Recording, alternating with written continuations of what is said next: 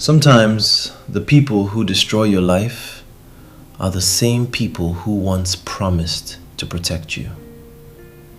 Welcome to Lumenveil Stories, where hidden truths, emotional betrayals, and life-changing stories come to light.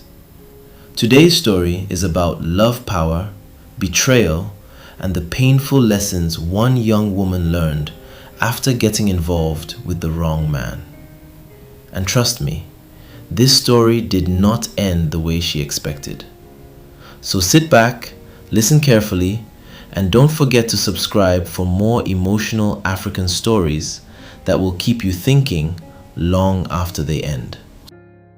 The morning I lost my job started like every other normal day. I woke up early, prepared for work, and rushed to the office without knowing my entire life was about to change. At that time, I worked as an administrative assistant for a large company in Abuja, Nigeria. The salary was not huge, but it helped me survive. I supported my younger sister in school, paid part of my mother's hospital bills, and helped with rent at home. So despite the stress, I valued that job deeply. I never imagined I would leave that office in tears before the day ended. My boss was respected by everyone, confident, well-spoken, generous, the kind of man who always carried himself like he had everything under control. At first, our relationship was strictly professional, nothing more. But slowly, things began changing. He started paying special attention to me. Sometimes he complimented my work excessively. Other times he bought lunch for me unexpectedly.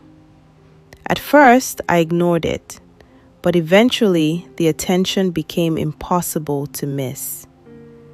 One evening after work, he offered to drop me home. I refused politely, but he insisted. That drive changed everything. He asked personal questions, talked about my struggles, my family, my dreams, and somehow he made me feel seen. That was my first mistake, because men like him know exactly how to study vulnerability. At home, life was becoming difficult.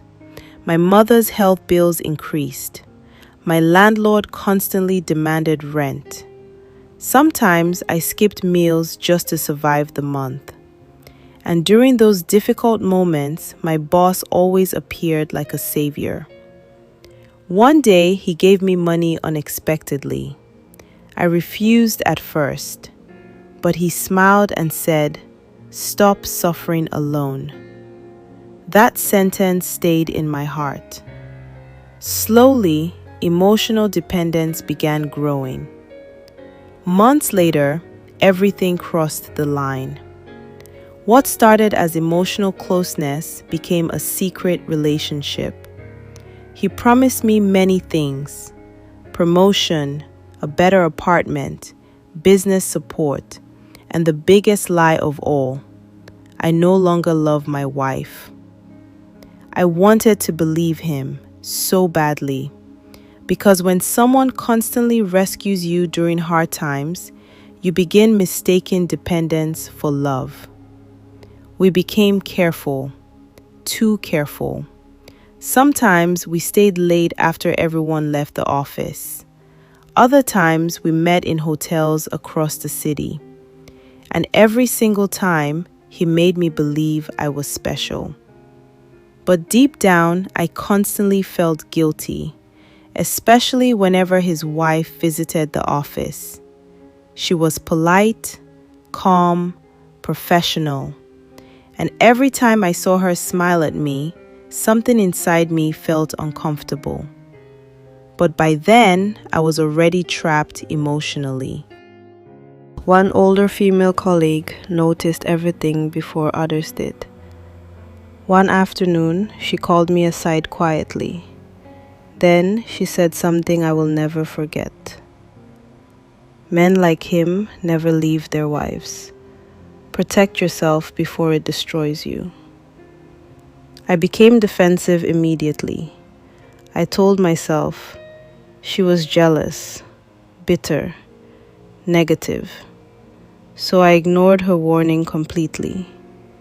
That became my second mistake.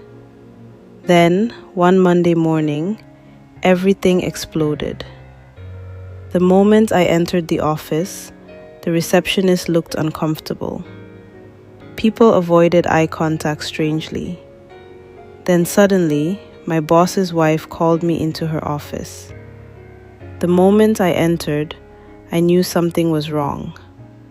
Her face looked cold, furious, and before I could even sit down, she slammed printed screenshots onto the table. Messages, photos, hotel receipts. My heart nearly stopped. Then she looked directly at me and asked, "How long have you been sleeping with my husband?"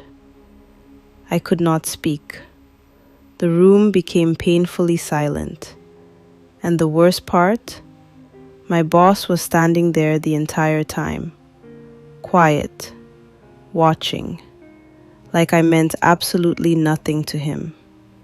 His wife fired me immediately, right there. No discussion, no dignity, no second chance. And while she spoke angrily, my boss said absolutely nothing. Not even one word. No defense. No apology. Nothing. I packed my things while people watched silently. That walk out of the office was one of the most humiliating moments of my life. After that day, everything became worse. I tried calling him repeatedly. He blocked me everywhere, just like that. The same man who once claimed he loved me suddenly acted like I never existed. And for weeks, I broke down emotionally. Not just because I lost my job, but because I realized something painful. I was never special to him. I was simply convenient. Soon, rumors spread everywhere. Friends distanced themselves. Some relatives insulted me openly. Even my own mother became disappointed. I stayed indoors most days, ashamed, broken, depressed. Sometimes I blamed his wife. Other times I blamed him. But deep inside, I knew I also ignored many warning signs. Then, one evening, an old colleague contacted me secretly. What she told me shocked me completely. I was not the first woman, not even close. Apparently, my boss had manipulated several female workers before me. Some lost their jobs quietly. Others were transferred. One woman even left the city entirely after suffering emotionally. That was the moment everything changed for me. My pain suddenly stopped feeling personal, because this man had built a pattern around exploiting vulnerable women. For the first time in months, I stopped crying and started thinking clearly. I gathered evidence carefully: messages, voice notes, financial records, conversations from former workers.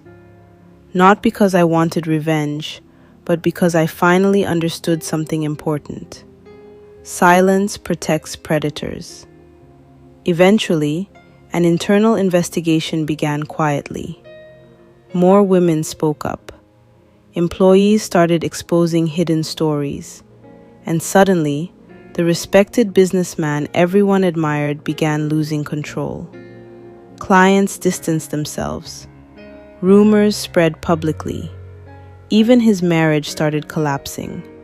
And for the first time, he finally understood what public humiliation truly felt like. Months later, my phone rang unexpectedly. It was him. After ignoring me for so long, he suddenly wanted to talk. He sounded stressed, broken, desperate. But this time, I did not answer, because healing had finally taught me something powerful. Not everyone who apologizes deserves access to your life again. Today, when I look back at everything that happened, I realize the affair did not only cost me my job, it changed how I see relationships forever. I learned that attention is not always love, generosity is not always kindness, and powerful people sometimes use vulnerability as a weapon. I also learned something even harder. When people warn you repeatedly, listen carefully, because sometimes the red flags we ignore in the beginning become the pain we cry over later. And finally, I learned that no matter how broken life becomes, you can still rebuild yourself stronger. If this story taught you anything, let us know in the comments.